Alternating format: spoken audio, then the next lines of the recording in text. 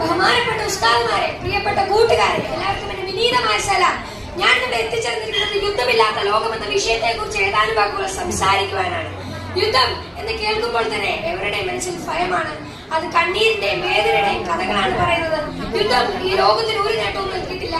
അത് വീടുകൾ നശിപ്പിക്കുകയും കുടുംബങ്ങളെ വേർതിരിപ്പിക്കുകയും കുഞ്ഞുങ്ങളെ അനാഥരാക്കുകയും ചെയ്യുന്നതല്ലാതെ ഒരു നേട്ടവും നൽകിയിട്ടില്ല. നമ്മുടെ ചരിത്രം നോക്കിയാൽ തന്നെ പലപ്പോഴും കാണാൻ യുദ്ധമുണ്ടായിരിക്കുന്ന രാജ്യങ്ങൾ തമ്മിലും മനുഷ്യർ തമ്മിലും സമ്പത്തിനും അധികാരത്തിനും വേണ്ടിയാണ്.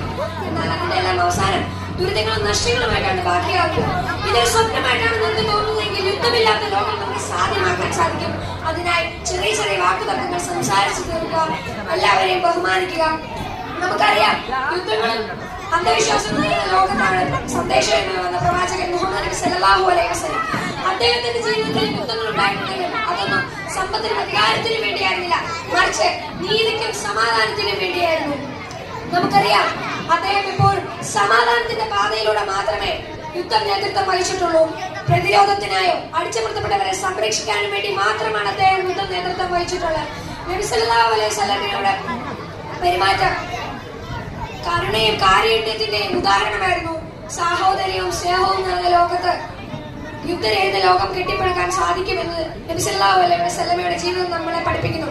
ഈ കൊച്ചു പ്രസംഗം ഞാനിവിടെ അവസാനിപ്പിക്കുന്നു. അസ്സലാമു അലൈക്കും വറഹ്മത്തുള്ളാഹി തആല വബറകാതുഹു.